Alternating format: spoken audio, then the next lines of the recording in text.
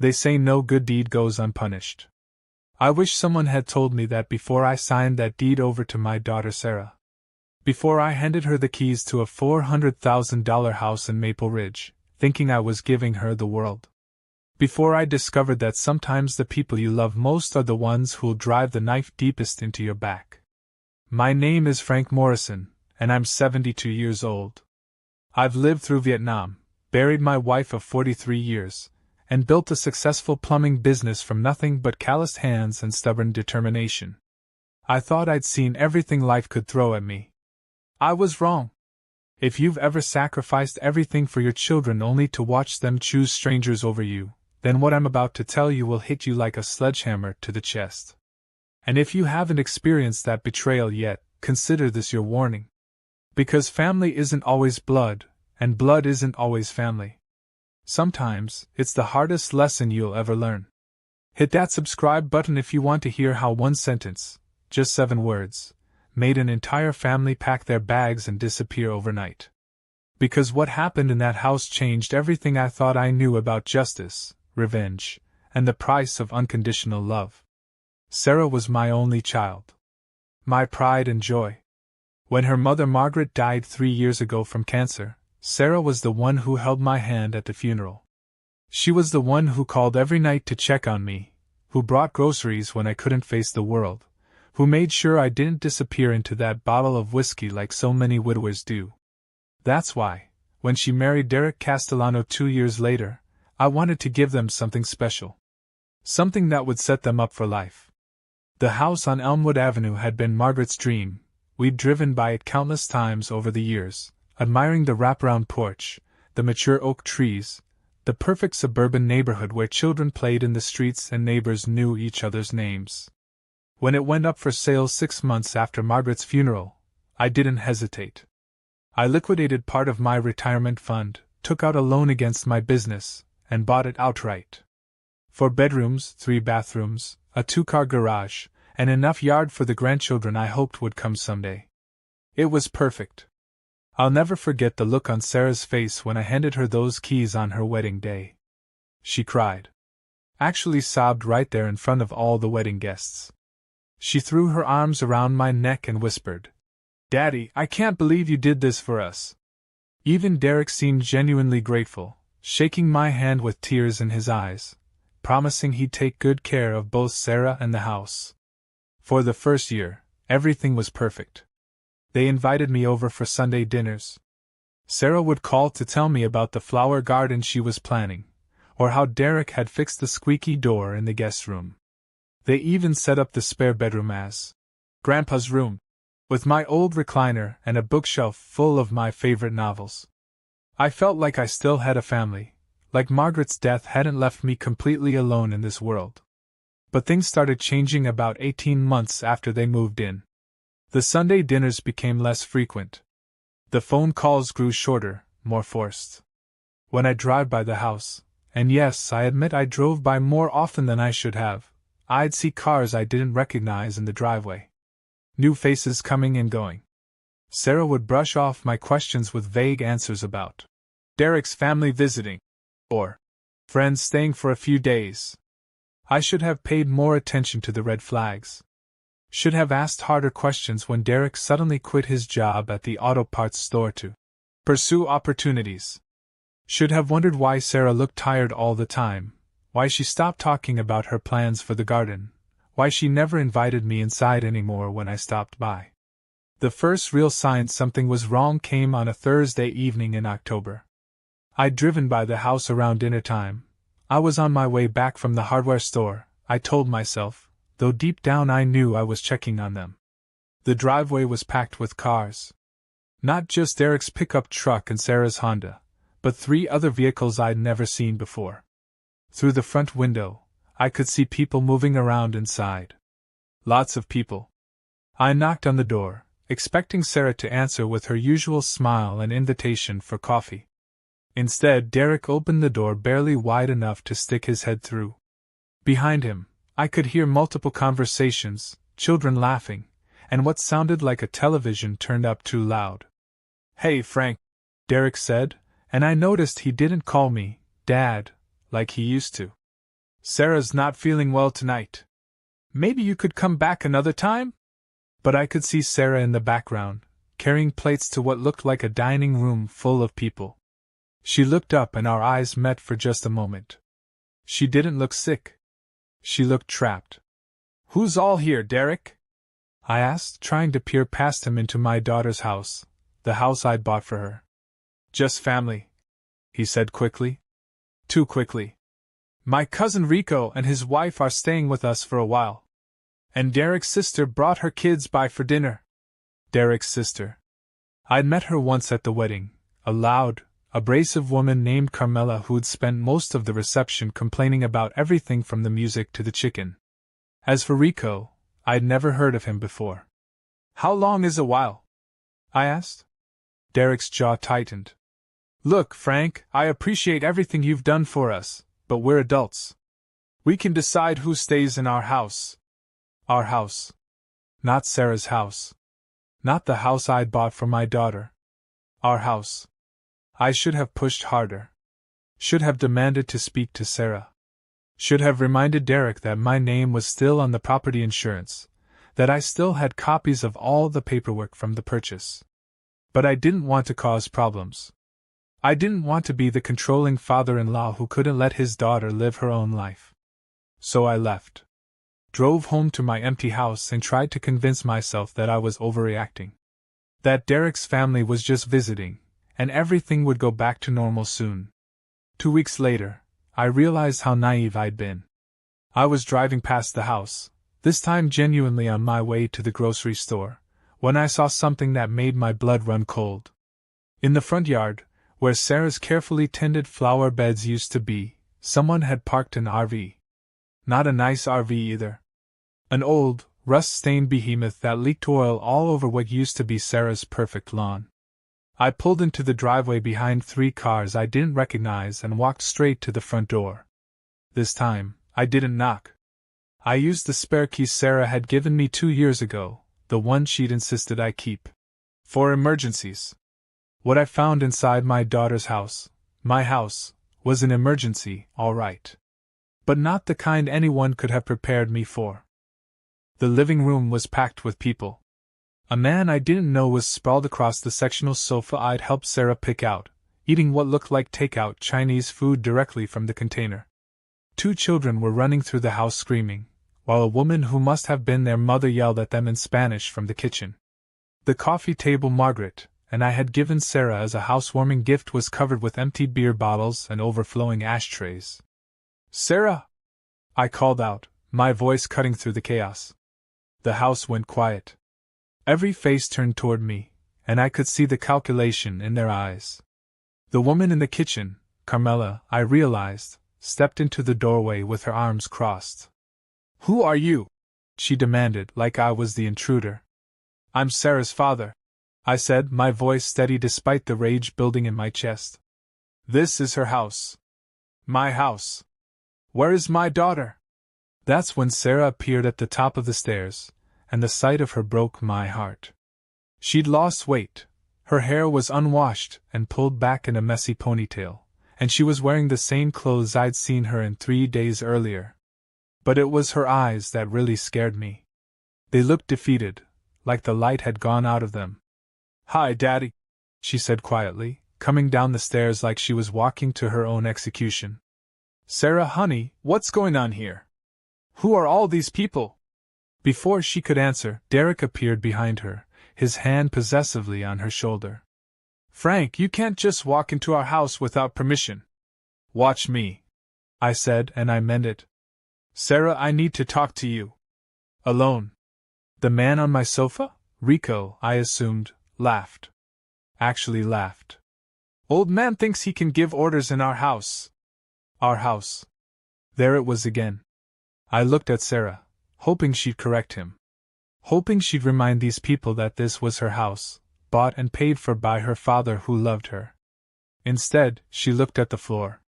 That's when I knew I was in a war I didn't even realize had started. And in war, the first casualty is always the truth. What I discovered in the following weeks would have broken a lesser man. But I didn't survive Vietnam and 43 years of marriage and the loss of my beloved Margaret just to be destroyed by a pack of freeloaders who thought they could take advantage of my daughter's kindness. I started watching. Not stalking, watching. There's a difference, and anyone who's ever had their family stolen from them knows exactly what I mean. Every morning, I'd drive by the house on my way to check on my business. Every evening, I'd take a different route home that happened to pass by Elmwood Avenue. What I saw made my blood pressure spike so high I had to start taking medication. The RV in the front yard became permanent. Not only did it leak oil all over Sarah's pristine lawn, but whoever was living in it had strung an extension cord from the house to power it. They'd turned my daughter's dream home into a trailer park. But that wasn't the worst part. The worst part was watching the steady stream of people coming and going at all hours. Derek's cousin, Rico, turned out to be running some kind of business out of the garage. Cars would pull up at random times. Rico would disappear into the garage for a few minutes, then money would change hands. I didn't need a detective badge to figure out what was going on there. Carmela, Derek's sister, had apparently decided the house was now her personal headquarters. Her 3 kids, ages ranging from about 6 to 13, ran wild through the neighborhood, leaving Sarah's fence gates open so her neighbor's dog got loose twice. The youngest one had taken to riding his bicycle through Mrs. Henderson's flower beds next door. But the real kick in the teeth came when I saw Derek's parents, Vincent and Rosa Castellano, moving furniture into what used to be my designated guest room. My recliner, the one where Margaret used to curl up next to me while we watched the evening news, was sitting out by the curb with a free sign taped to it. I pulled up to the curb and sat there staring at that chair, remembering how Margaret would laugh at the evening news anchors, how she'd fall asleep against my shoulder during the late movie. These people had thrown away 43 years of memories like it was garbage. That's when Sarah came out of the house. For a moment, I thought she was coming to apologize, to explain, to tell me she'd made a mistake. Instead, she started dragging my recliner back up the driveway. "Sarah," I called out, getting out of my truck. She looked up, and I could see she'd been crying. "Hi, Daddy. I was just... Derek's dad needed the room, and we didn't have anywhere else to put this. That's my chair, sweetheart. The one your mother..." "I know," she said quickly, not letting me finish. "I remember. I was going to call you, ask if you wanted it back." Ask if I wanted it back. Like it was some old piece of furniture instead of one of the last connections I had to my wife. "Sarah, what's happening here? This isn't what I intended when I bought you this house." She glanced back at the house, and I could see Derek watching us through the front window.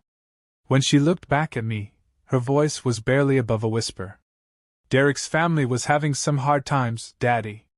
His cousin Rico lost his job, and Carmela's husband left her with the kids. Derek's parents are getting older, and their landlord raised their rent. They just need a place to stay until they get back on their feet." Until they get back on their feet. I'd heard that phrase before, usually right before temporary house guests became permanent residents. "And what about you, sweetheart? What about your plans for the garden? What about the guest room we set up for me?" Sarah's eyes filled with tears. "Derek says family takes care of family. I'm your family too, Sarah. I'm the one who bought this house for you."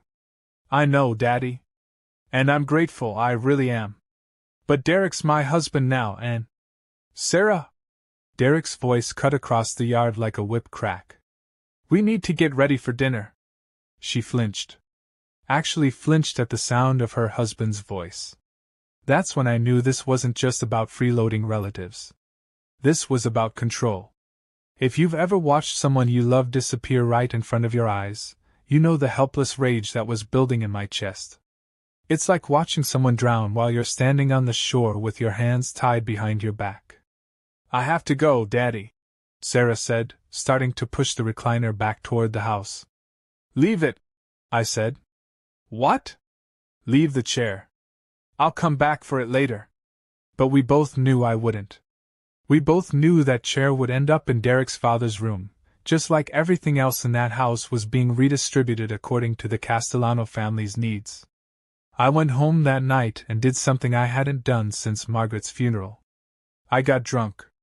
Not just a beer or two while watching the game, but falling down, crying into my whiskey drunk.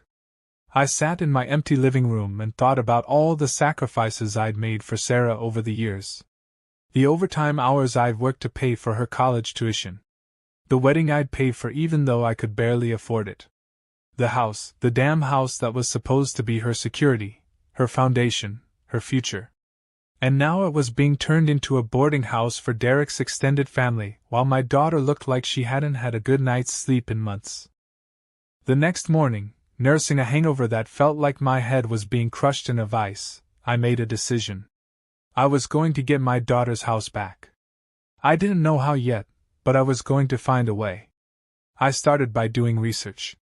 Called my lawyer, Jim Peterson, who'd handled the house purchase, and explained the situation. Jim listened patiently, then delivered the news I'd been dreading. Frank, legally speaking, the house is Sarah's.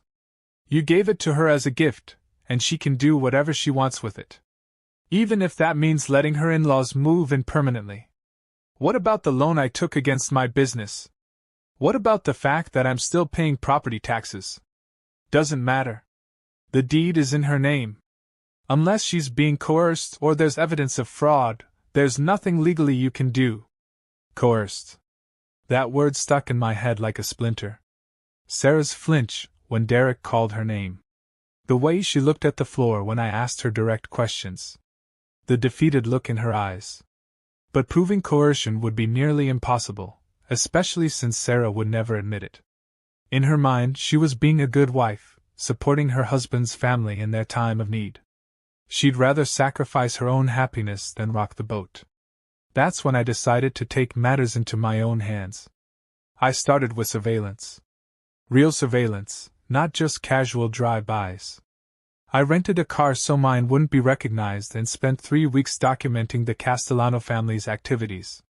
What I discovered was even worse than I'd suspected. Rico's business in the garage was definitely drug-related.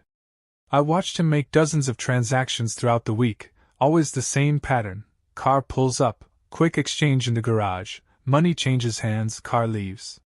He was dealing right out of my daughter's house, putting her at risk of arrest, prosecution, and seizure of the property. Derek's sister Carmela was running some kind of welfare fraud scheme.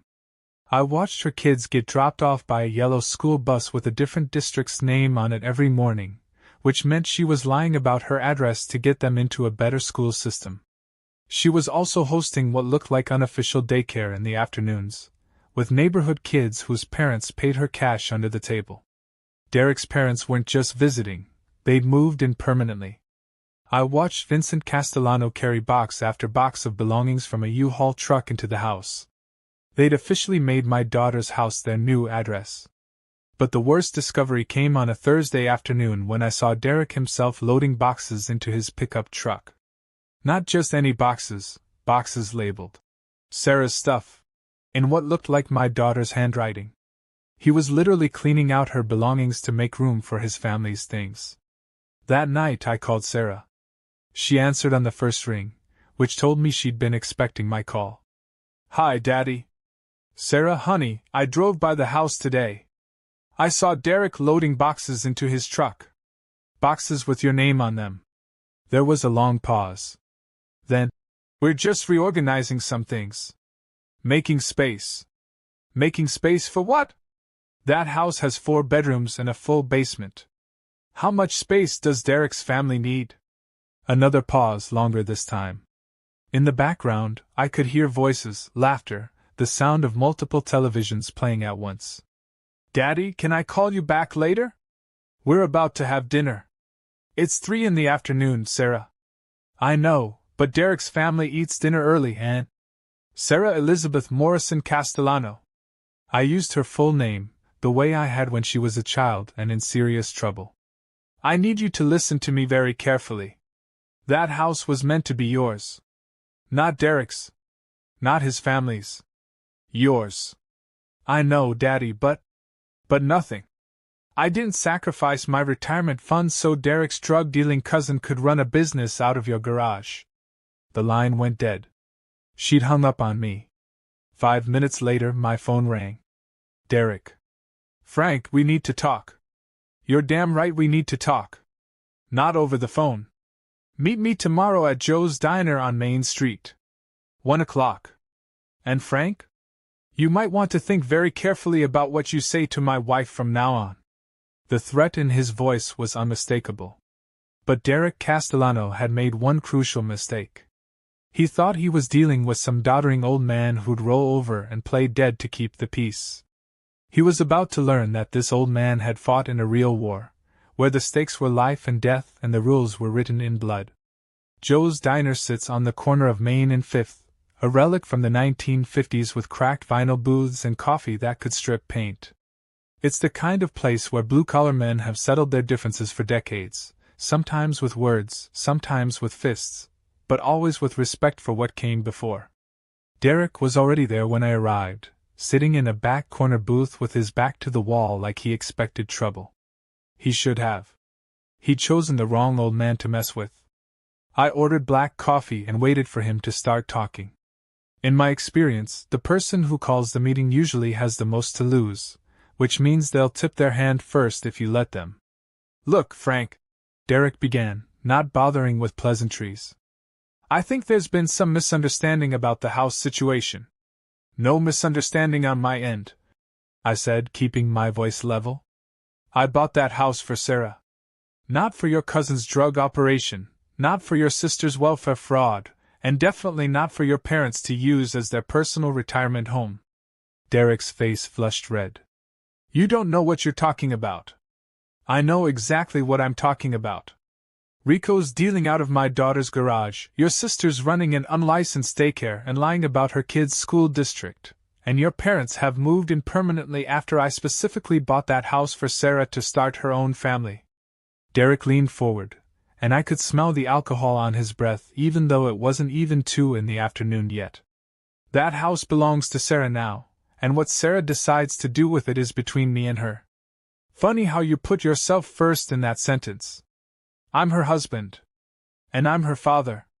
The father who worked 60-hour weeks to pay for her college, who walked her down the aisle at a wedding I couldn't afford, and who gave her a house worth more than I'll see in retirement money. Derek laughed, but there was no humor in it. You think throwing money around makes you important? You think Sarah owes you something because you bought her a house?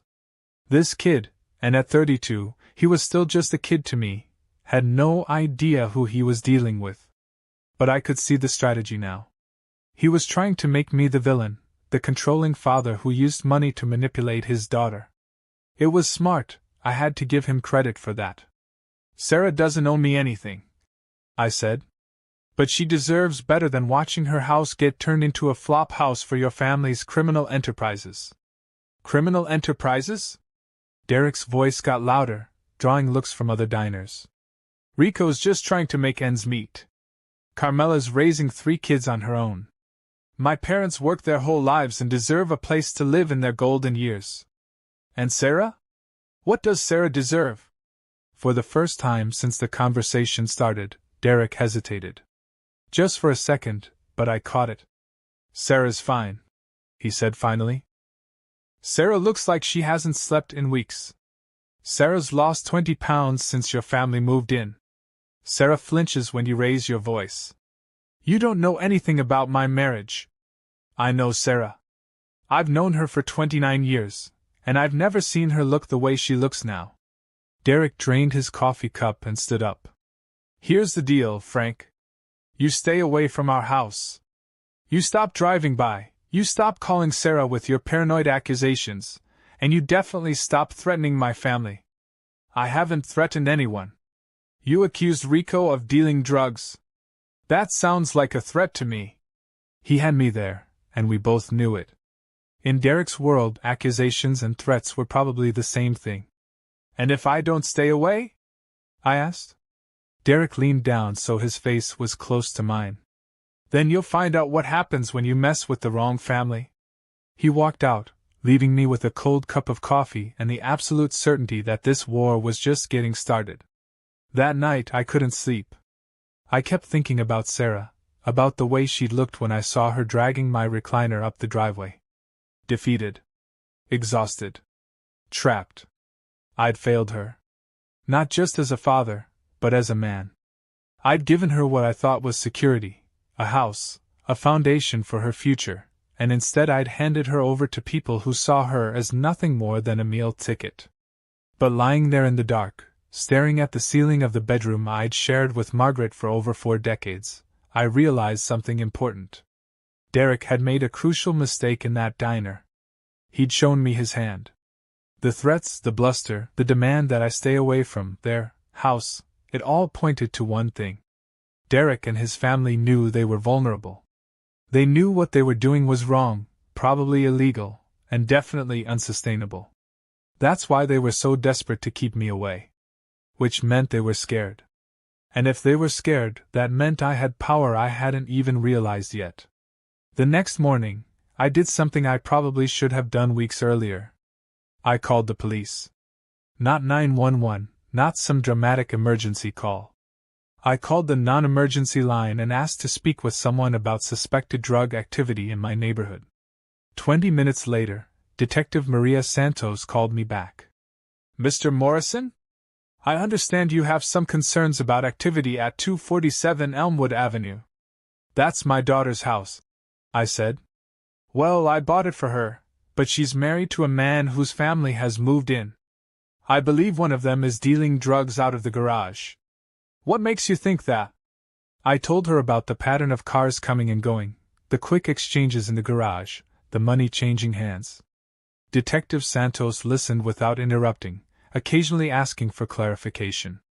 Mr. Morrison, I have to ask, do you have any personal conflict with the residents of this house? There it was. The question I'd been dreading.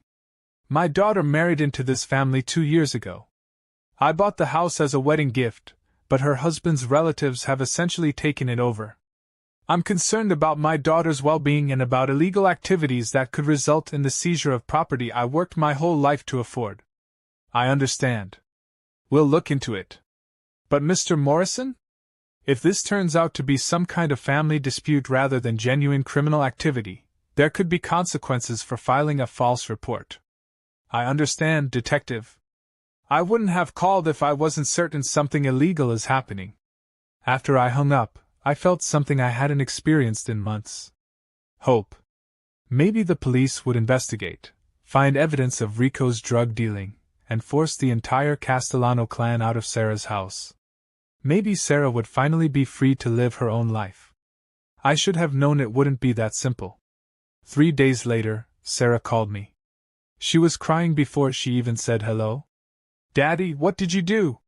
What do you mean, sweetheart? The police came to the house yesterday. They had questions about Rico, about cars coming and going. Derek is furious. He says you called them. I could have lied. Should have lied, probably. But I'd never lied to my daughter, and I wasn't about to start now. Yes, I called them. Sarah, if Rico is dealing drugs out of your house.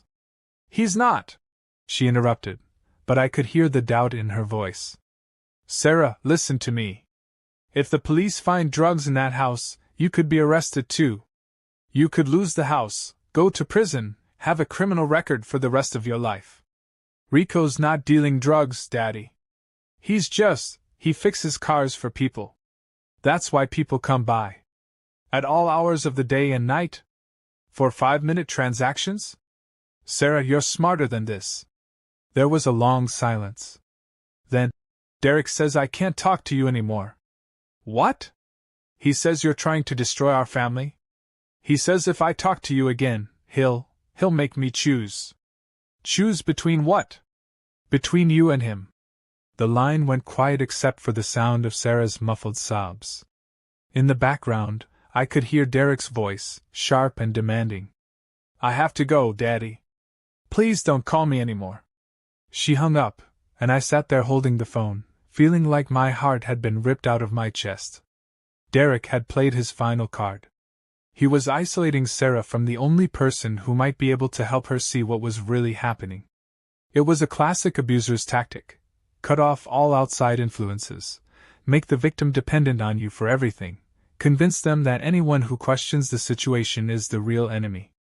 But Derek had made one crucial miscalculation.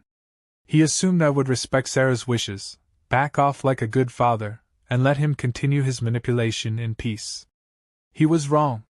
I'd been fighting with one hand tied behind my back, trying to preserve my relationship with my daughter while also protecting her from her husband's family.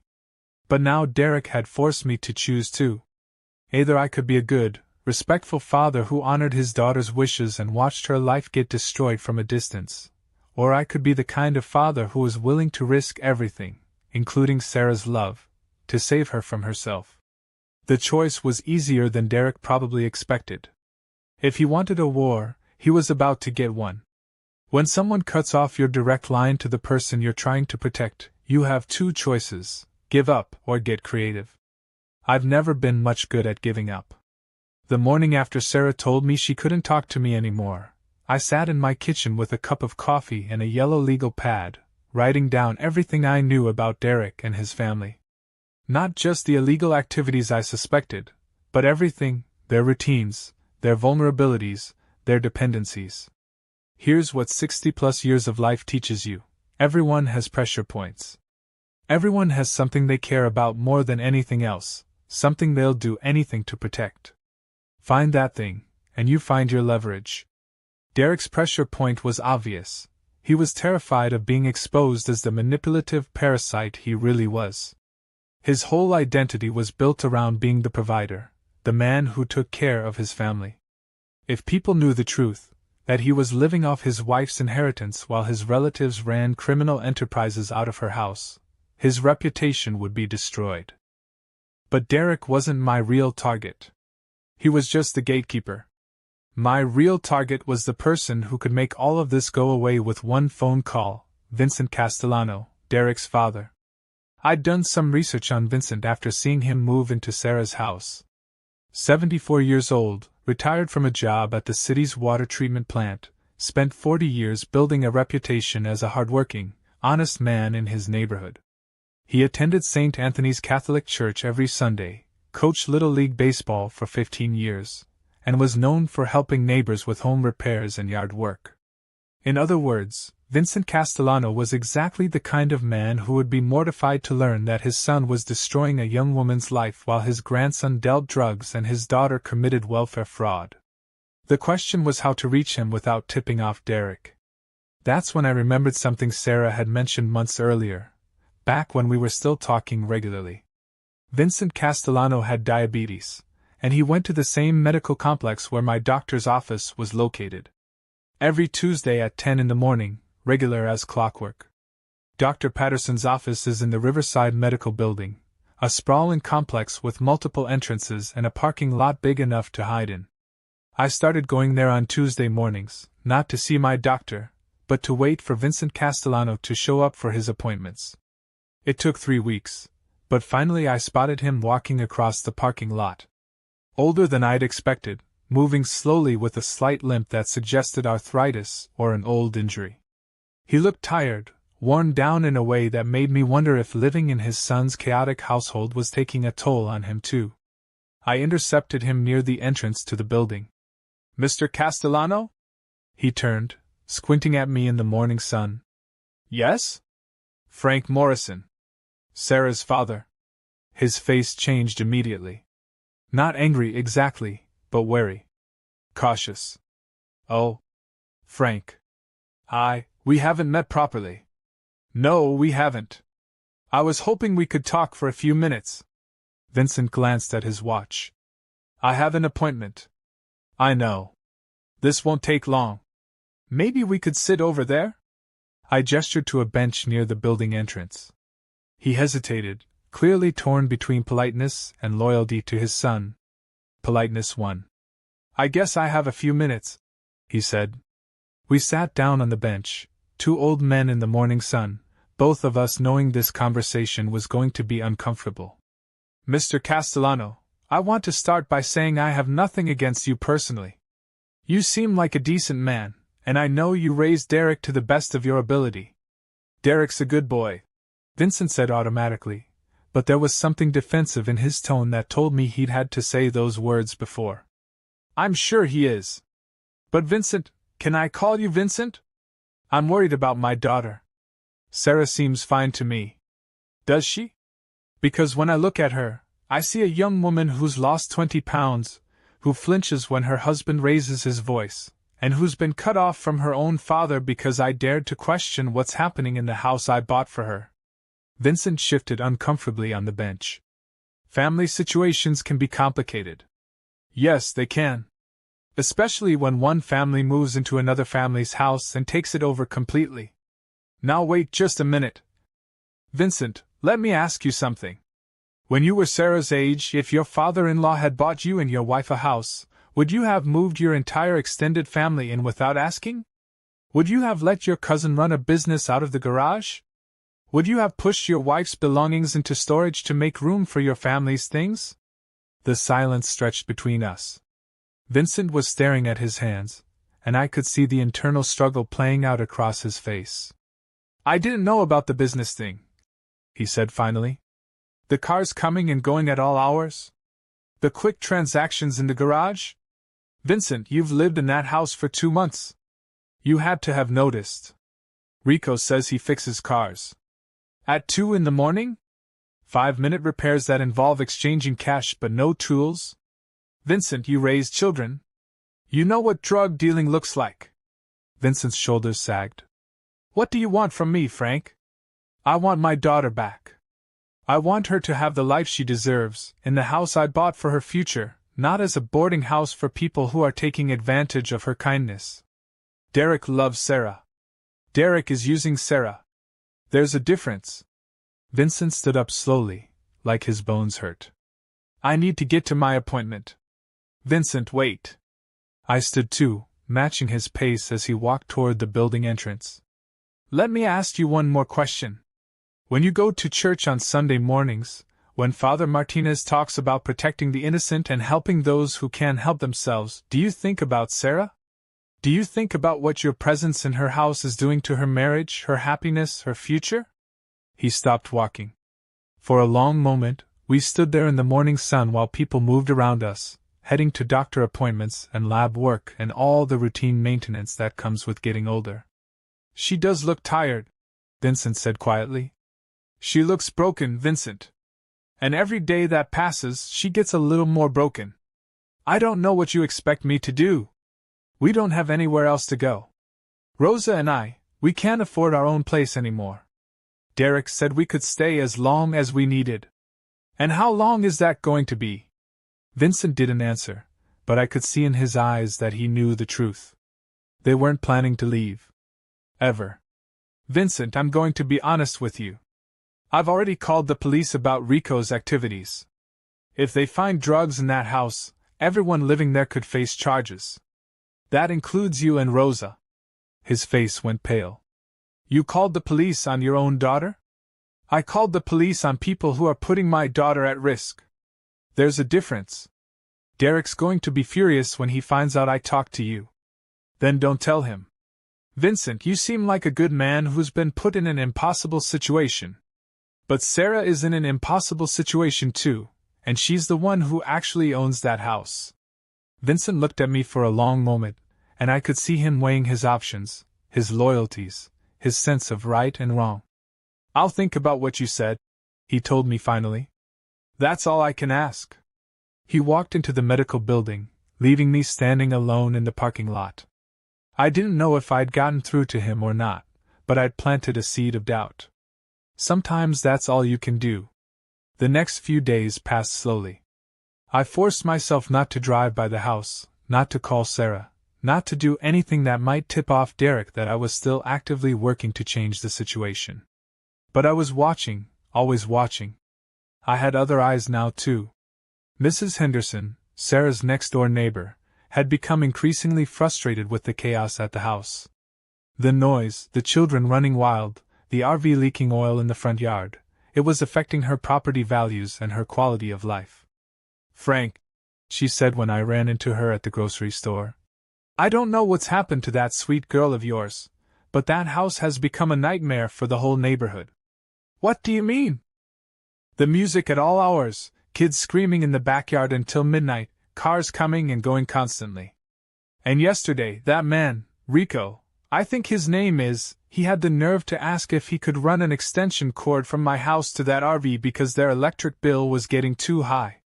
You're kidding. I am not. I told him absolutely not, and he got belligerent. Started yelling about how I was being unreasonable, how they were just trying to save money. Frank, I've lived in this neighborhood for 37 years, and I've never seen anything like it. Mrs. Henderson became my unofficial intelligence network. She'd call me when she saw something particularly egregious, like the day Carmela's kids flooded the backyard by leaving a hose running for 6 hours, or the night Rico got into a shouting match with someone in the driveway at 2 in the morning. But the most important call came on a Thursday afternoon in November. Frank, you need to know something, Mrs. Henderson said, her voice shaking with anger. I saw Sarah this morning, and she had a bruise on her face.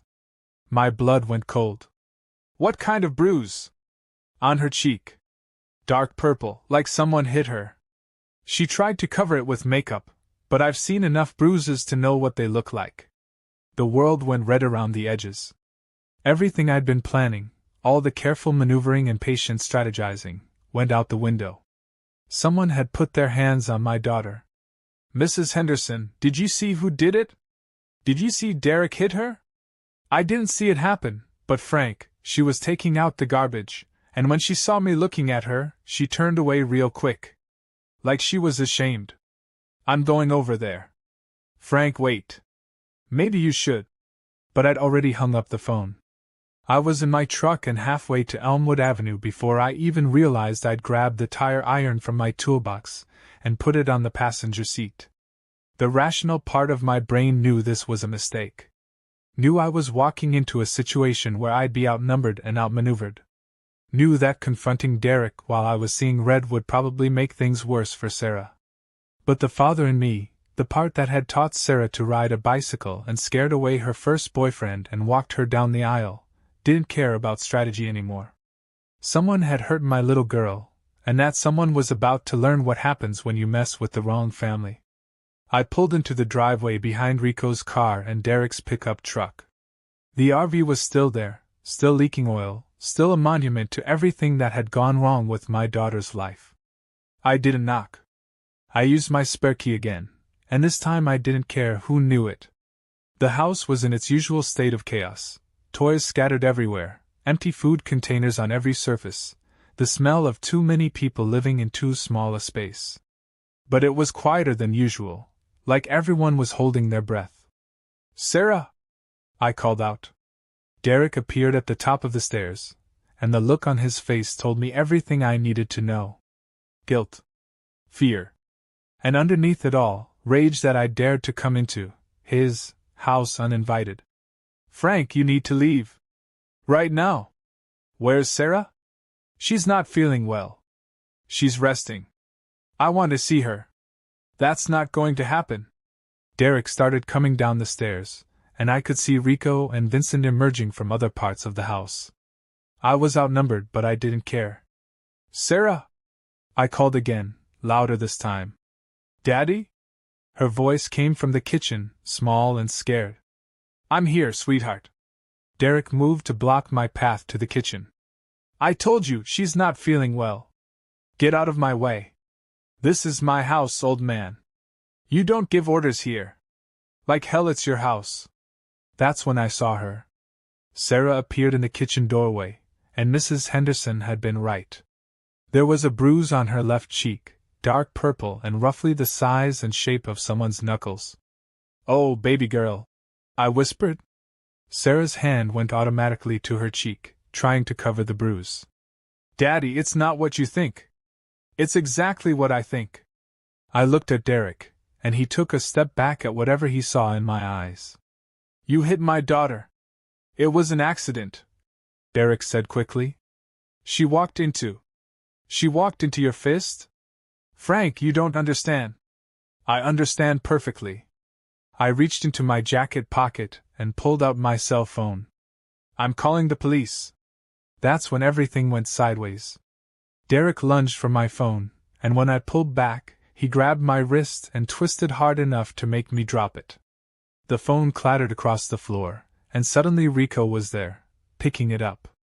"Nobody's calling anybody," Rico said. I looked around the room and realized how badly I'd miscalculated. Vincent was standing near the front door, effectively blocking my exit. Derek was between me and Sarah. Rico had my phone and was deleting the call I'd tried to make. I was trapped in my daughter's house by the people who were destroying her life. "Daddy, please just go," Sarah said, and I could hear the desperation in her voice. "Please don't make this worse." "How can I make this worse, sweetheart? How can it possibly get worse than this?" That's when Derek smiled, and I realized I was about to find out exactly how much worse things could get. "You want to know how it can get worse, Frank?" Derek's voice was calm, almost conversational, which made it somehow more terrifying than if he'd been shouting. "Let me show you." He nodded to Rico, who disappeared into the garage. When he came back 30 seconds later, he was carrying a small plastic bag filled with what looked like white powder. "Rico's been very careful about where he keeps his inventory," Derek continued. "Very careful to keep it away from the house. But accidents happen, you know? Sometimes drugs get planted in unexpected places." I felt the bottom drop out of my stomach. "You wouldn't. Wouldn't I? You called the police on my family, Frank.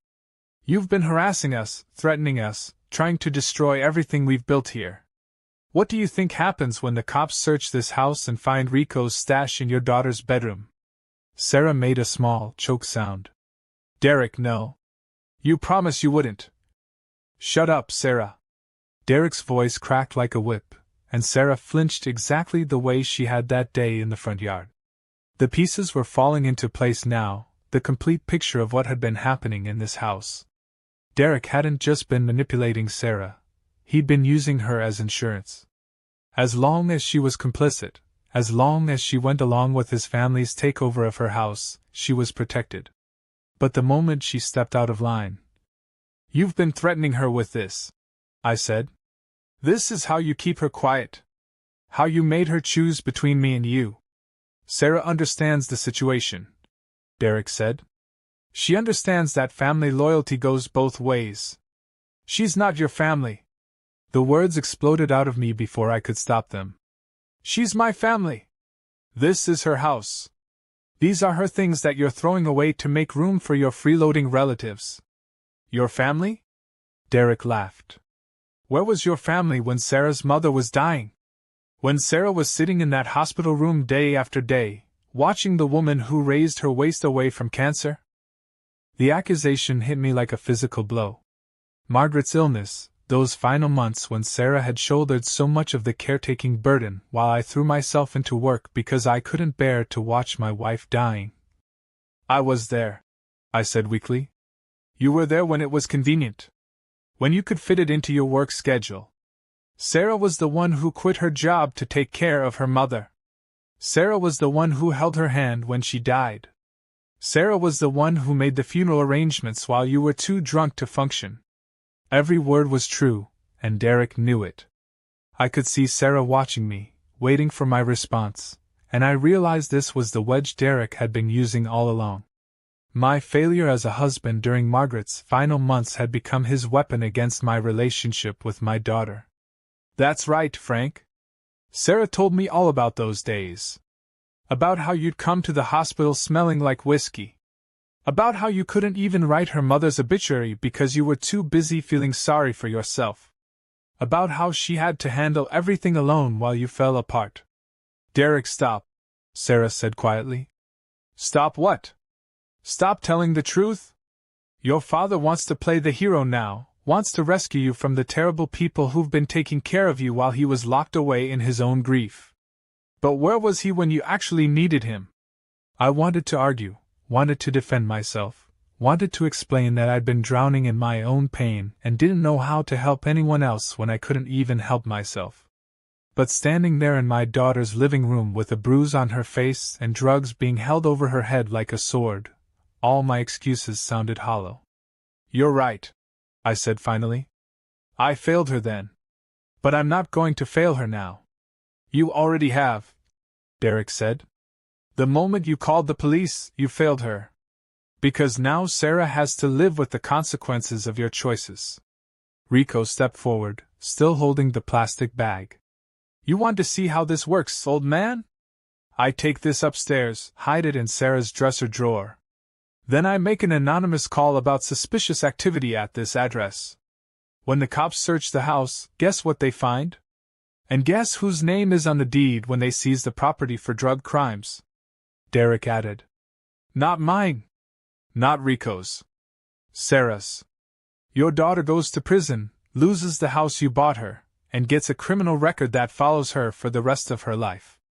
Unless, Vincent said from his position by the door, we all agree to handle this like family. I looked at Vincent, the man I'd thought might be reasonable, might be an ally. He was looking at the floor, but his body language made it clear he was part of this plan. What does handling it like family mean? I asked. It means you back off, Derek said. You stop calling the police, stop harassing us, stop trying to turn Sarah against her husband's family. You let us live our lives in peace. And in return? In return, Sarah stays safe. The house stays in her name. Rico keeps his business away from the property. Everybody wins. Everybody except Sarah, I thought. Everybody except my daughter, who would continue living in fear, continue being controlled and manipulated and abused, continue watching her dreams get buried under Derek's family's dysfunction. I need to think about this, I said. No, you don't, Derek replied. You need to decide right now. Are you going to be part of Sarah's family, or are you going to be the problem that gets her sent to prison? I looked at Sarah, hoping for some sign of what she wanted me to do. But she was staring at the floor, her hand still covering the bruise on her cheek, looking like a woman who'd been beaten down so many times she'd forgotten how to fight back. That's when I understood something crucial. Derek and his family weren't just criminals, they were predators. They'd identified Sarah as the perfect victim, isolated, grieving, guilty about her mother's death and her father's failures during that time. They'd moved in slowly, gradually taking over her house and her life, always with reasonable explanations and appeals to family loyalty. And they'd used my own failures against me, turned my grief and guilt into weapons to cut me off from the one person I had left in the world. But here's the thing about predators. They're usually cowards at heart. They pick on people they think won't fight back, people they think they can control. They're used to their victims backing down, giving up, accepting the situation rather than risk making things worse. Derek had made the same mistake predators always make. He'd assumed I was just like Sarah, broken down, beaten, ready to accept whatever scraps of family relationship he was willing to allow me. He was wrong. Okay, I said, putting up my hands in surrender. You win. I'll back off. Derek smiled, thinking he'd broken me. Smart choice, Frank. But I want to say goodbye to Sarah properly. 5 minutes alone with my daughter, and then I'll leave you all in peace. Derek and Rico exchanged glances. It seemed reasonable enough, the defeated old man wanting one last moment with his daughter before accepting his exile. 5 minutes, Derek said. In here, where we can see you. In the kitchen, I countered. She looks like she needs a glass of water anyway. Sarah looked up at me then, and for just a moment, I saw something flicker in her eyes. Not hope, exactly, but curiosity. Like she was wondering what I was really planning. Fine. Kitchen. 5 minutes. But we'll be right here. Sarah and I walked into the kitchen, and I could feel Derek, Rico, and Vincent watching our every move. I went to the sink and filled a glass with water, my back to the living room. Drink this, sweetheart, I said, handing Sarah the glass. As she took it, I leaned in close like I was giving her a hug goodbye. To anyone watching, it looked like a father's final embrace of his defeated daughter. But what I whispered in her ear changed everything. The deed to this house is still in the safe in my bedroom. I never transferred it to you legally. It's still mine. Sarah's hand tightened on the water glass, but she didn't pull away. Tomorrow morning at 9, I'm calling my lawyer and having everyone in this house evicted for trespassing. Everyone except you. Do you understand? She nodded almost imperceptibly. When they're gone, when it's just you, we're going to figure out how to get your life back. But Sarah? You have to want it back. You have to be ready to fight for it. I pulled back and looked into her eyes. For the first time in months, I saw something there I'd been afraid was gone forever. I saw my daughter. The real Sarah. Not the beaten down, manipulated victim Derek had tried to create, but the strong, intelligent woman who'd held our family together after her mother died. I love you, baby girl, I said out loud. I love you too, Daddy. I walked back through the living room, nodded to Derek and his family like a man who'd accepted defeat, and left the house. But as I drove away, I was smiling for the first time in months. Because Derek Castellano had just made the biggest mistake of his life. He'd assumed I was a broken old man with no fight left in him. Tomorrow morning, he was going to learn just how wrong he'd been. You know what they say about assumptions. They make an ass out of you and me. But sometimes, when someone makes assumptions about you, it gives you the element of surprise. Derek Castellano had spent months thinking he was dealing with a grief-stricken old man who could be bullied into submission. He was about to discover that grief and age don't make you weak, they make you dangerous. I spent that evening doing something I should have done months earlier, going through every piece of paperwork related to the house purchase. Not just the obvious stuff, the purchase agreement, the inspection reports, the title insurance. Everything. Every single document I'd signed, every form my lawyer had filed, every piece of paper that had passed through my hands during the buying process. What I found changed everything. In my grief after Margaret's death, in my eagerness to give Sarah something beautiful and secure, I'd made a crucial mistake. I told everyone, Sarah, Derek, my lawyer, even myself, that I was giving Sarah the house as a wedding gift. I'd acted like the deed transfer was a done deal. But buried in the stack of papers was the truth. The deed transfer had never been completed. My lawyer, Jim Peterson, had drawn up the paperwork for the transfer, but in the chaos of Margaret's final illness and death, followed immediately by Sarah's wedding planning, the actual legal transfer had been postponed. Jim had advised waiting until after the honeymoon, said it would be cleaner to handle all the paperwork at once. Then Margaret died, and I was drowning in grief and whiskey, and the deed transfer got lost in the shuffle of funeral arrangements, and insurance claims and all the bureaucratic nightmare that follows death. The house was still legally mine. I'd been paying the property taxes, the insurance, even the utilities when Derek claimed he couldn't afford them. I'd been subsidizing my daughter's captivity without even realizing I held the key to her freedom. At 9 o'clock the next morning, I called Jim Peterson. Frank, good to hear from you. How are you holding up? Jim, I need you to check something for me.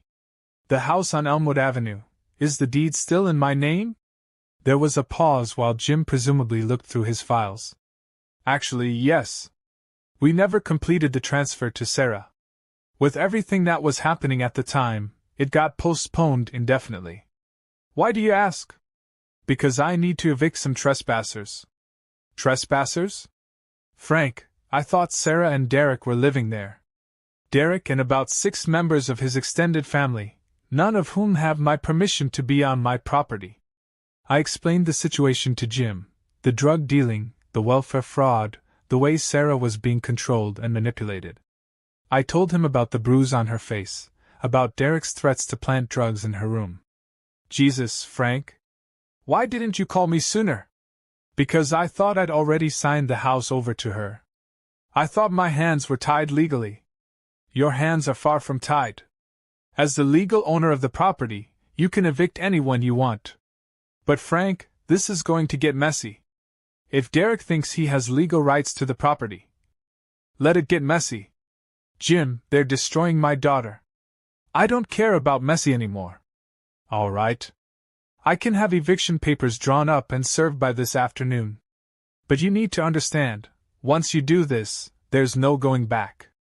Your relationship with Sarah might be damaged permanently. My relationship with Sarah is already damaged. At least this way, she'll have a chance to heal. Okay. I'll need you to come in and sign some papers. Can you be here by 10? I was there by 9:45. At exactly 2:30 that afternoon, a sheriff's deputy knocked on the door of 247 Elmwood Avenue. I wasn't there to see it. Jim had advised me to stay away until the eviction was complete, but Mrs. Henderson called me with a play-by-play that was better than any television show. "Frank, you should see the chaos over here." That deputy handed Derek some papers, and Derek started yelling so loud I could hear him from my kitchen. Then that Rico fellow came out of the garage, and I swear he looked like he was ready to fight a police officer. "What about Sarah?" She came out on the porch when the yelling started. Frank, I have to tell you, she didn't look surprised. She looked... I don't know how to describe it. Relieved, maybe? Relieved. That one word told me everything I needed to know about my daughter's state of mind. The deputy gave them 24 hours to vacate the premises. Mrs. Henderson continued.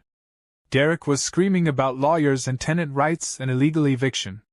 But Frank, here's the interesting part. When Derek demanded to see who owned the house, when the deputy showed him the paperwork with your name on it, Derek went dead quiet. Like he'd seen a ghost. What's happening now? Oh, it's like watching ants when someone kicks their heel. People running in and out of the house, loading things into cars and that awful RV. Carmela's kids are crying. The whole family screaming at each other in the front yard. And Sarah? Sarah's just standing on the porch, watching it all. Like she's not even part of it. That evening, after Mrs. Henderson reported that the last of the Castellano clan had driven away in their overloaded vehicles, I drove to Elmwood Avenue. The house looked like it had been ransacked. The front yard was littered with trash and belongings that hadn't fit in their cars. The RV was gone, but it had left behind a massive oil stain that would probably never come out of the concrete. Sarah was sitting on the front steps, still wearing the same clothes she'd had on the day before. She looked up when she heard my truck in the driveway, and for a moment neither of us said anything. "Hi, Daddy." "Hi, sweetheart. How are you doing?" "I don't know. Ask me tomorrow." I sat down next to her on the steps. The evening air was cool, and I could smell the coming change of season in the wind. "Sarah, I need you to know something. I didn't plan this to hurt you or to destroy your marriage. I planned it to save you." "I know. Do you? Because I need you to understand that everything I did because I love you. Because I couldn't stand watching you disappear." Sarah was quiet for a long time. Then she said, "Daddy, can I tell you something? Anything. I've been hoping someone would save me for months. I just didn't know how to ask." Those words hit me harder than Derek's threats or Rico's intimidation or any of the manipulation and fear I'd been fighting against. "Why didn't you call me, baby girl? Why didn't you tell me how bad things had gotten?" "Because I was ashamed. Because I thought it was my fault somehow. Because Derek was so good at making me believe that you were the problem, that you were trying to control us, that you couldn't accept him as part of the family. And because of what he said about your mother's death. About how I wasn't there for you when you needed me most." Sarah nodded. "That too. He was right about that part, sweetheart. I did fail you when your mother was dying. I was so lost in my own grief that I couldn't see how much you were struggling too. You were hurting, Daddy. We were both hurting. But you were 27 years old, and you just lost your mother, and instead of taking care of you, I made you take care of everyone else. Including me." We sat there in the growing darkness, two people who'd found each other again after months of being kept apart by lies and manipulation and the weight of old grief. "What happens now?" Sarah asked. "Now we figure out how to put your life back together. Starting with getting this house cleaned up and making it feel like your home again." "What about Derek?" It was the question I'd been dreading. Because despite everything Derek had done, despite the abuse and manipulation and threats, Sarah had married him. She'd loved him, or thought she loved him, and the end of that relationship was going to hurt even if it was necessary. "What about him, sweetheart? Do you want him back?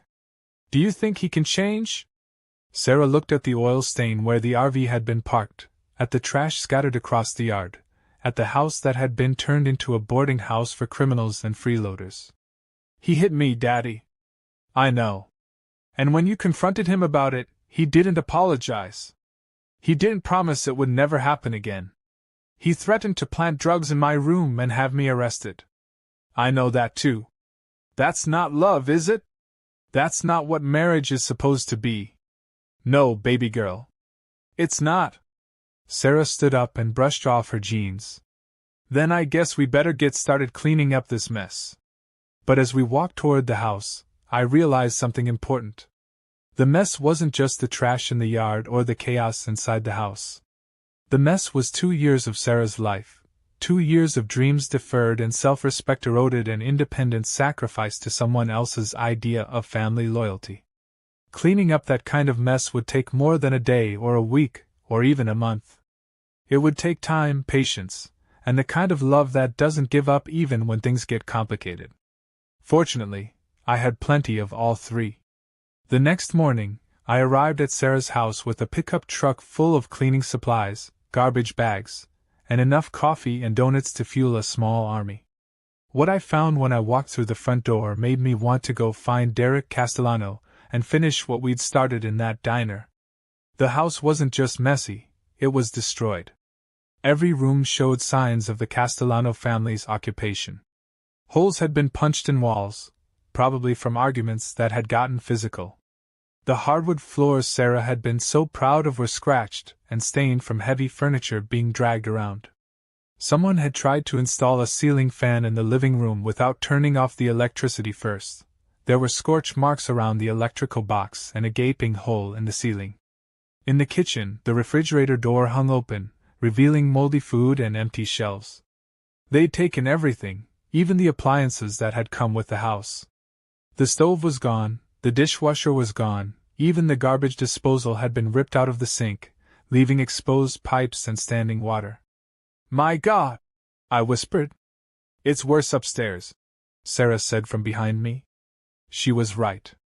The master bedroom, Sarah and Derek's room, looked like a tornado had hit it.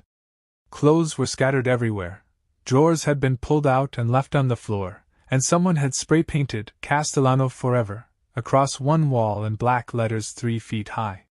The guest room where Derek's parents had stayed was stripped down to the bare walls. They'd taken everything, the bed, the dresser, even the curtains and curtain rods. All that remained were holes in the walls where pictures had been hung and rectangles of unfaded paint where furniture had protected the walls from sun damage. But the worst was Sarah's old room, the one she'd used as a home office and craft room. Rico had apparently decided it made a good storage area for whatever business he'd been running out of the garage. The room was littered with empty plastic bags, digital scales, and other paraphernalia that made it clear exactly what kind of car repair he'd been doing. "Sarah, we need to call the police about this," I said, pointing at the drug-related items scattered around the room. "I already did. They came by this morning while you were getting supplies. They photographed everything and took some stuff as evidence. They said it would help with the charges against Rico." "Charges?" "Apparently your tip a few weeks ago started an investigation. They've been watching the house, building a case. When Rico left yesterday, they followed him to wherever he's staying now. They arrested him this morning." I felt a surge of satisfaction. "Good. What about Derek? What about him?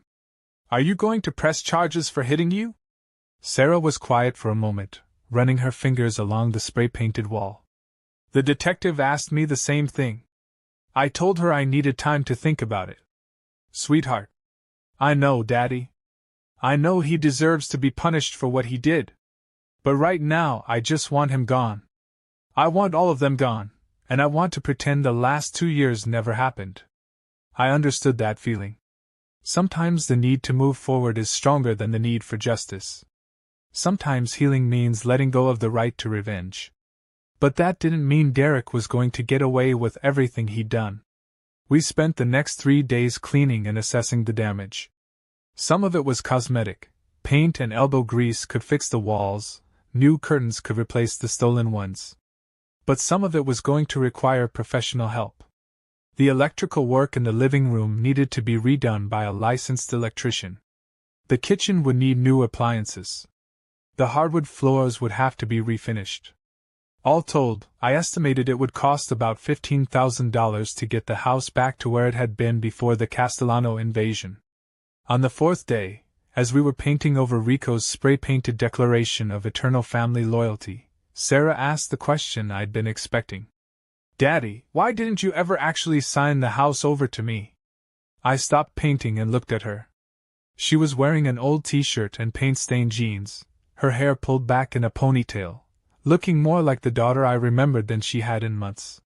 "Honestly? I meant to. The paperwork was ready, Jim had everything drawn up, but then your mother got sicker, and then she died, and then there was the funeral, and—" I shrugged. "It just kept getting postponed. But you let me believe it was mine. You let Derek believe it was mine." "I know. I'm sorry about that. If I'd been more organized, more on top of things, maybe none of this would have happened." Sarah set down her paintbrush and looked at me seriously. "Daddy, if you'd actually signed that house over to me, Derek's family would still be living here. I'd still have a bruise on my face and Rico would still be dealing drugs out of the garage. Your mistake saved my life. I don't think. No, listen to me. Derek married me for this house. Maybe not entirely, but it was part of it. He saw a grieving young woman whose father had just bought her a $400,000 house, and he saw an opportunity. If the house had legally been mine, I'd have been trapped. I'd never have been able to get them out." It was a sobering thought. All my guilt about the paperwork, all my regret about being disorganized during Margaret's illness, it might have been the thing that ultimately saved Sarah from a lifetime of abuse and manipulation. "So what happens now?" I asked. "Do you want me to sign it over to you now? Make it officially yours?" Sarah was quiet for a long time, rolling her paintbrush back and forth in the tray. "Can I be honest about something?" she said finally. "Always. I don't think I'm ready to own a house. I don't think I'm ready for that kind of responsibility right now." "What do you mean?" "I mean, look what happened the last time. I let Derek and his family walk all over me, turn my home into their personal playground, and I didn't have the strength or the knowledge to stop them. What if it happens again with someone else?" "It won't happen again, sweetheart. You're stronger now. You know what to watch for." "Am I, though? Daddy, 3 months ago, if someone had told me my husband would hit me and threaten to plant drugs in my room, I'd have said they were crazy. I thought I knew Derek. I thought I could trust him." She had a point. Abuse doesn't usually start with a punch to the face. It starts with small things: criticism disguised as concern, isolation disguised as protection, control disguised as love. By the time the victim realizes what's happening, they're already trapped in a web of manipulation that's almost impossible to escape without help. "What are you thinking then?" I asked. "I'm thinking maybe I should live here and take care of the house, but keep it in your name for now. At least until I figure out who I am when I'm not being Derek's wife." It wasn't what I'd expected her to say, but it made sense. Sarah needed time to rebuild her confidence, her independence, her sense of self. Owning a house is a big responsibility even under the best circumstances. After what she'd been through, it might feel more like a burden than a gift. "That sounds reasonable," I said. "But Sarah, I want you to know that this house will always be yours whenever you're ready for it. Whether that's next month or next year or 10 years from now. Thank you, Daddy. For everything. For not giving up on me even when I gave up on myself." That afternoon, we were taking a break from painting when Mrs. Henderson knocked on the door. "Frank, Sarah, I hope I'm not bothering you, but I wanted to check in and see how you're doing." "We're managing," I said. "It's going to take some time to get everything back to normal, but we're making progress." Mrs. Henderson looked around at the paint cans and drop cloths, the holes in the walls where pictures had been ripped down, the general chaos of a house being put back together. "I have to say, I'm impressed with how you handled this whole situation, Frank. Most people would have just written it off as a family dispute and walked away. Most people don't have a daughter like Sarah. Still, it took courage to do what you did. Standing up to those people, fighting for what was right. I admire that." After Mrs. Henderson left, Sarah and I went back to painting. but her words stuck with me. Courage. That's what she called it. I never thought of what I did as courageous. Desperate, maybe? Determined. Stubborn. But not courageous. But maybe courage isn't about not being afraid. Maybe courage is about being afraid and doing the right thing anyway. Maybe courage is about fighting for someone you love even when the odds are stacked against you, even when you might lose everything, even when the person you're fighting for can't fight for themselves. That night, as I was getting ready to leave Sarah's house and go home to my own empty place, she stopped me at the door. "Daddy, would you mind staying here tonight? I know it's silly, but I'm not quite ready to be alone in this house yet." "It's not silly at all, sweetheart. Of course I'll stay." I ended up sleeping in what used to be Derek's parents' room, on an air mattress we'd picked up at the store. It wasn't the most comfortable night I'd ever had, but it was one of the most peaceful. For the first time in months, I went to sleep knowing my daughter was safe. Around 3 in the morning, I woke up to the sound of a car engine idling outside. I got up and looked out the window, and my blood ran cold. Derek's pickup truck was parked across the street, engine running, headlights off. I could see a figure in the driver's seat, but I couldn't make out any details. I grabbed my cell phone and crept to Sarah's room. "Sarah," I whispered, shaking her shoulder gently. "Wake up." "What's wrong?" "Derek's outside. In his truck. Just sitting there." Sarah sat up immediately, wide awake. "How long has he been there?" "I don't know. The engine woke me up." We went to the front window and peered through the blinds. The truck was still there, still running. As we watched, the driver's side door opened and Derek got out. He stood there for a moment, looking at the house. Then he started walking across the street toward us.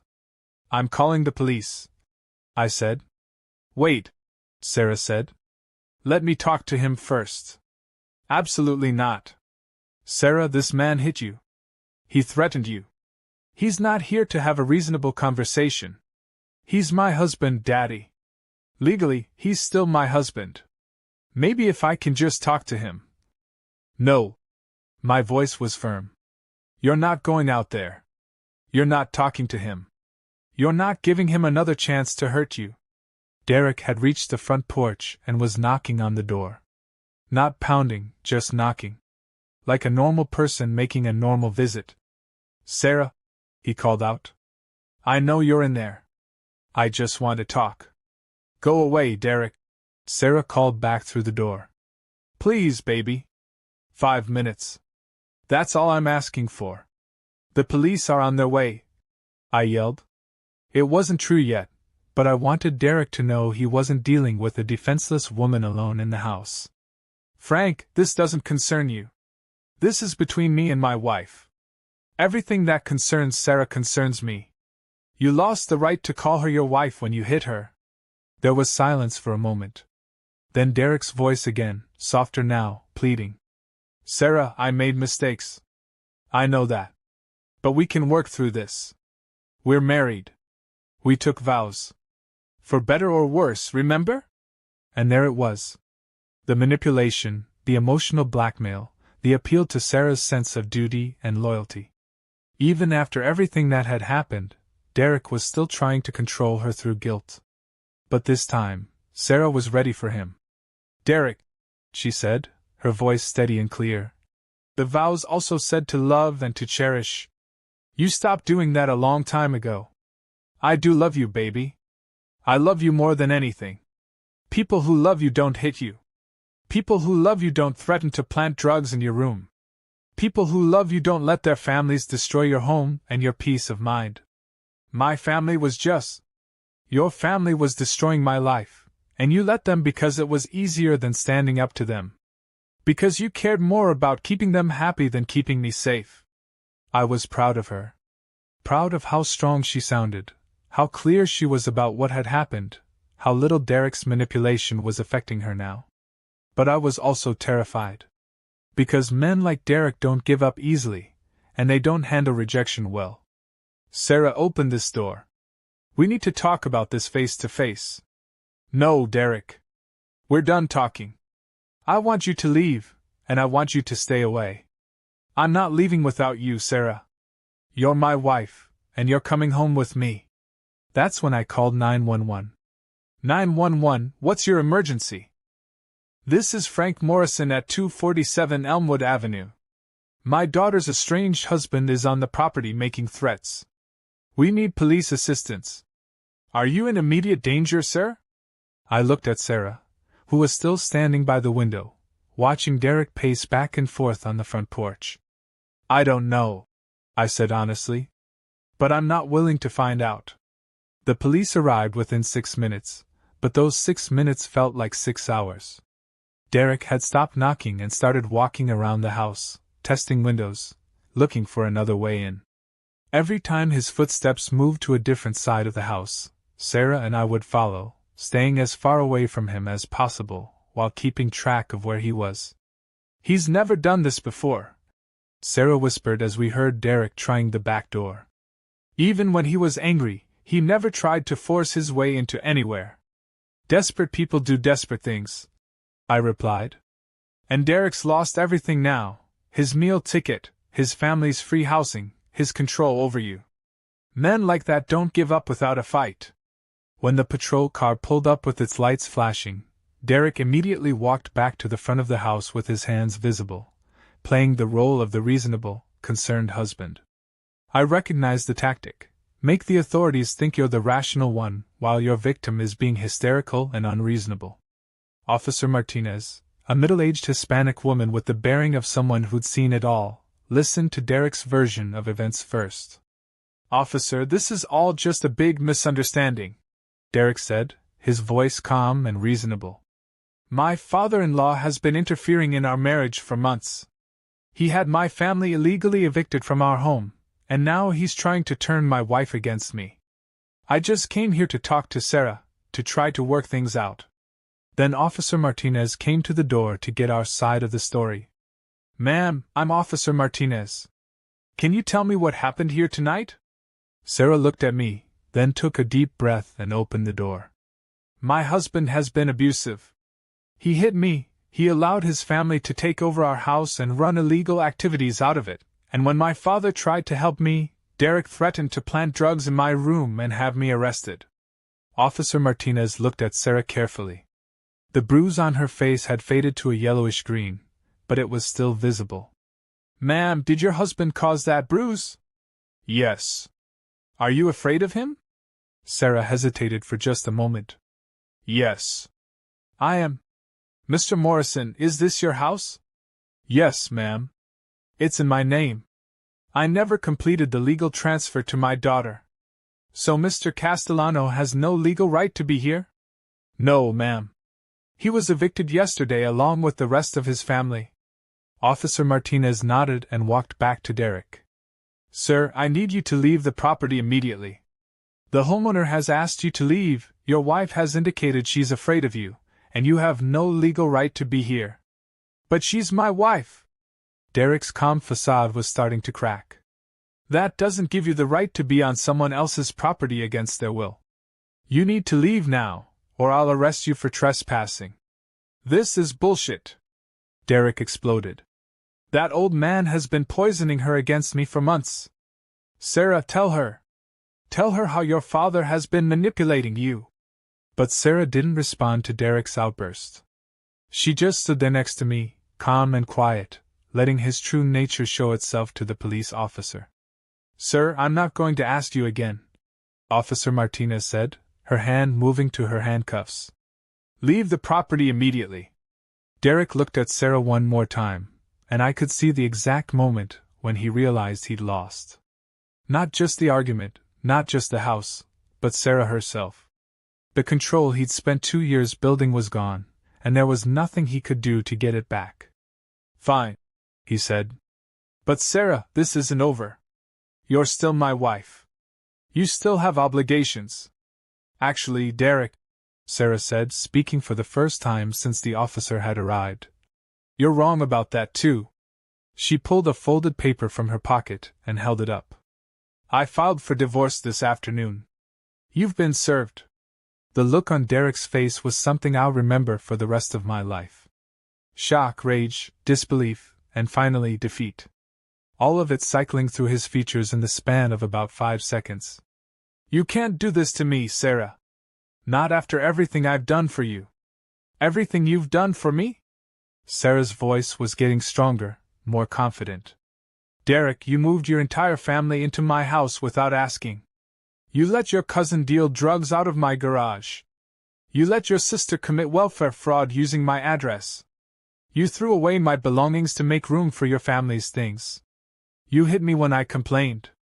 And then you threatened to have me arrested when my father tried to help me. She took a step forward, and Derek actually took a step back. What exactly did you do for me, Derek? Because from where I'm standing, it looks like you spent 2 years taking everything I had and giving it to everyone but me. Derek looked around wildly, like he was searching for someone who might take his side, someone who might validate his version of reality. Your father brainwashed you, he said finally. You used to understand about family loyalty. You used to care about taking care of the people you love. I still do, Sarah said. That's why I'm taking care of myself.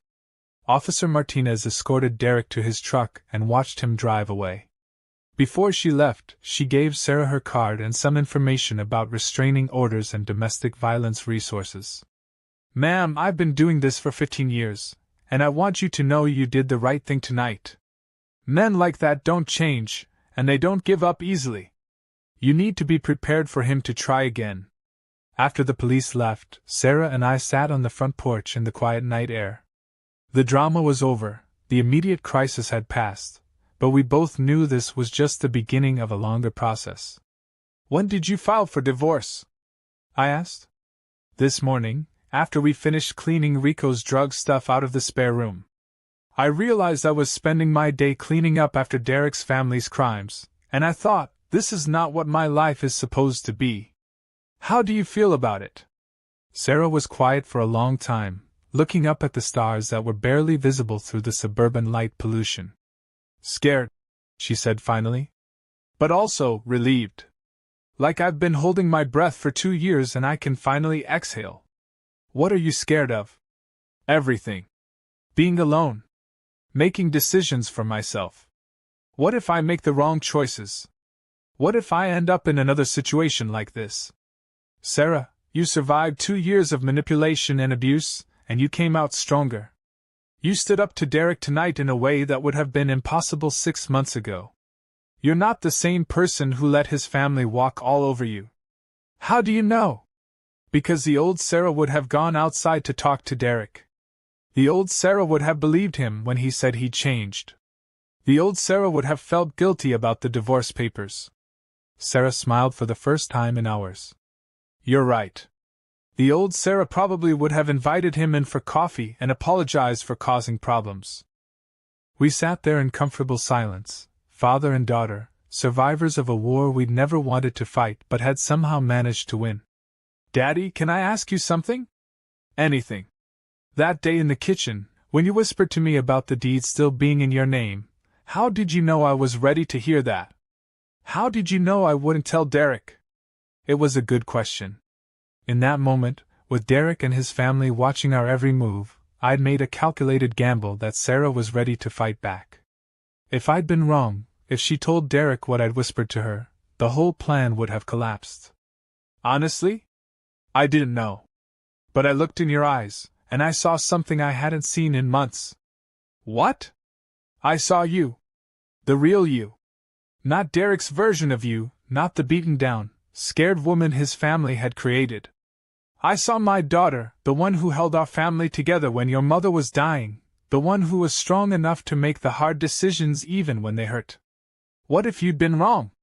What if I'd told Derek? Then we'd have found another way. Sarah, I want you to understand something. I was never going to give up on you. Never. Even if that plan had failed, even if you'd chosen Derek over me, I would have kept fighting for you. Because that's what love is, it's not giving up on someone even when they've given up on themselves. If you've ever been in a situation where someone you love is being controlled and manipulated, you know how helpless it feels.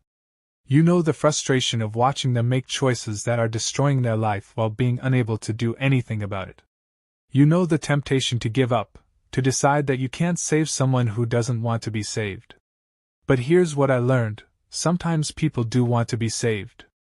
They just don't know how to ask for help.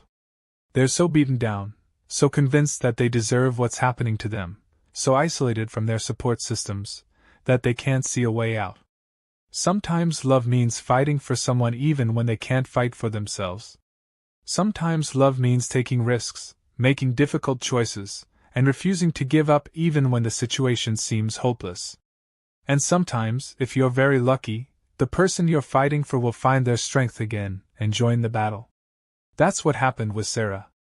She didn't need me to rescue her. She needed me to remind her that she was worth rescuing, that she had the power to rescue herself. The rest was just paperwork. 6 months later, I was sitting in my favorite booth at Joe's Diner, the same place where Derek had tried to intimidate me into backing down. But this time, I wasn't there for a confrontation. I was there celebrating. Sarah's divorce had been finalized the week before. Derek hadn't contested it. His lawyer had apparently advised him that fighting a woman who had documentation of physical abuse and whose father owned the house they'd been living in was a losing battle.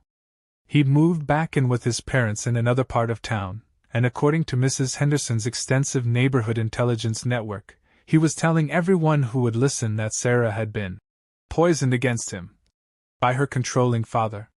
Let him tell that story. I knew the truth, and more importantly, so did Sarah. The house on Elmwood Avenue was beautiful again. We'd spent 3 months repairing the damage Derek's family had done, but we'd also made improvements. New kitchen appliances, refinished hardwood floors, a fresh coat of paint throughout. Sarah had planted the flower garden she'd always talked about, and every Sunday after church, we'd work in the yard together. She'd gotten a job at the local library, not because she needed the money, but because she wanted the independence and the sense of purpose that came with earning her own way. She was talking about going back to school, maybe getting a degree in social work so she could help other women who'd found themselves trapped in situations like hers. But the real celebration was happening that evening. Sarah was bringing someone to dinner. Someone she'd met at the library, someone she'd been seeing for the past month but had been nervous about introducing to me. "His name is Michael," she told me on the phone. "Michael Patterson. He's a high school English teacher, and he volunteers at the literacy program where I work. Daddy, I think you'll like him." I was nervous too, but for different reasons than Sarah. After what she'd been through with Derek, I was probably going to be suspicious of any man who showed interest in my daughter. But I trusted Sarah's judgment now in a way I hadn't been able to when she was married to Derek. She knew what red flags looked like now. She knew what abuse felt like, what manipulation sounded like, what healthy relationships were supposed to be. Most importantly, she knew her own worth. The dinner was perfect. Michael Patterson was everything Derek Castellano wasn't: respectful, intelligent, genuinely interested in Sarah's thoughts and opinions. When he talked about his students, his eyes lit up with the kind of passion that told you he'd found his calling. When he talked about Sarah, his voice got soft with the kind of affection that made me believe he saw her the way she deserved to be seen. And when Sarah talked, he listened. Really listened, like what she had to say mattered to him. After dinner, Michael helped with the dishes while Sarah and I cleared the table. It was a small thing, but it spoke volumes about the kind of man he was. Derek had never voluntarily helped with housework, claiming it was women's work. "So, Mr. Morrison," Michael said as he dried a plate, "Sarah tells me you're in the plumbing business." 45 years. I said. "Started working for my uncle when I was 17, took over the business when he retired." "That's impressive. Building something like that, keeping it going for so long. It's been a good life. Honest work, serving the community, being my own boss." "Sarah says you're thinking about retiring soon." "Maybe. I'm 72 years old. Most men my age are playing golf or traveling with their wives." I paused. "Of course, most men my age still have their wives." "I'm sorry for your loss," Michael said simply. Sarah talks about her mother often. She sounds like she was a wonderful woman. She was. Margaret was. She was the best person I ever knew. Kind, patient, funny. She would have loved Sarah's flower garden. Would have loved seeing Sarah happy again. Again? I looked at Michael carefully. Sarah had told him about Derek, obviously, but I wasn't sure how much detail she'd shared. Sarah went through a difficult time with her first husband, I said diplomatically. She told me. She also told me how you fought for her, how you saved her from a bad situation. That takes courage. It takes love, I corrected. Any father would have done the same thing. I'm not sure that's true, Michael said. A lot of people would have given up, would have decided it wasn't their business or that she was an adult who could make her own choices. You didn't give up. We finished the dishes in comfortable silence, and I found myself liking this young man more with each passing minute. He was steady, thoughtful, the kind of person who would be a partner rather than a controller. After Michael left, Sarah and I sat on the front porch with cups of coffee, watching the fireflies blink in the darkness. So, I said, Michael seems nice. He is nice. And patient, and kind, and he makes me laugh. Sarah smiled. Daddy, I never thought I'd feel this way again. After Derek, I thought maybe I was broken somehow. Maybe I'd never be able to trust anyone again. You're not broken, sweetheart. You were hurt, but that's not the same thing. How do you know the difference? Because broken things can't be fixed. Hurt things can heal, given time and care and the right conditions. We sat quietly for a while, listening to the sounds of the neighborhood settling into evening. It was peaceful in a way that the house had never been when Derek's family was living there. Daddy, can I tell you something? Always. That night when Derek came back, when the police had to make him leave, I wasn't scared of him anymore. What do you mean? I mean, I was concerned about what he might do, but I wasn't scared of him the way I used to be. He seemed smaller somehow. Less powerful. Like seeing him through your eyes had shown me who he really was instead of who I'd been afraid he was. And who was he really? A bully. A manipulator. Someone who could only feel powerful by making other people feel weak. Sarah took a sip of her coffee. But here's the thing, Daddy. I realized that night that I'm not weak anymore. I'm not the scared, grieving woman Derek married. I'm not the daughter who needed her father to save her. You saved yourself, sweetheart. I just helped you remember that you could. How did you know, though? How did you know I was ready to fight back? It was the same question she'd asked me before, but this time I had a different answer. You want to know the truth? I didn't know. But I realized something that day in your kitchen, when Derek was threatening to plant drugs in your room and have you arrested. What? I realized that even if I failed, even if you chose Derek over me, even if I lost you forever, I could live with that as long as I knew I'd tried everything to help you. What I couldn't live with was giving up on you while there was still a chance you could be saved. Sarah was quiet for a long time. Then she said, There's something I never told you about that day. What? When you whispered to me about the deed still being in your name, when you told me you were going to have everyone evicted, you remember what you said next? I remembered. I told you that when they were gone, we'd figure out how to get your life back. But you had to want it back. No, Daddy. After that. The very last thing you said? I tried to remember. That day felt like a lifetime ago, even though it had only been 6 months. I said I loved you. Before that. Right before you pulled away from the hug. I searched my memory, trying to recall those final moments in Sarah's kitchen while Derek and his family watched from the living room. Then I remembered. You have to be ready to fight for it. No, Daddy. Those weren't the exact words. Sarah stood up and walked to the porch railing, looking out at the street where Derek had parked that night when he tried to force his way back into her life. The exact words were, Sarah, you're worth fighting for. And there it was. 7 words that had changed everything. That's what I'd forgotten. Sarah continued. Not how to fight. I'd always known how to fight. What I'd forgotten was that I was worth fighting for. That I deserved better than what Derek was giving me. That I had value beyond what I could provide for other people. I felt my eyes fill with tears. Of course you're worth fighting for, baby girl. You've always been worth fighting for. I know that now. But I'd forgotten it for a while. Derek was very good at making me forget my own worth. But when you said those words, when you reminded me that I was worth fighting for, something clicked back into place. Sarah turned around and looked at me, and in the porch light, I could see that she was crying too. Daddy, do you want to know the real reason I filed for divorce the next day? Why? Because I realized that if I was worth fighting for, then I was worth fighting for myself. If you've made it this far in my story, if you've stuck with me through all the pain and conflict and eventual triumph, then I want you to remember something. Maybe you're in a situation like Sarah was, trapped by someone who's convinced you that you deserve whatever treatment they're giving you. Maybe you're like I was, watching someone you love disappear into an abusive situation and feeling helpless to stop it. Either way, remember this: you are worth fighting for. The people you love are worth fighting for. And sometimes, the most important battles aren't the ones where you defeat your enemies.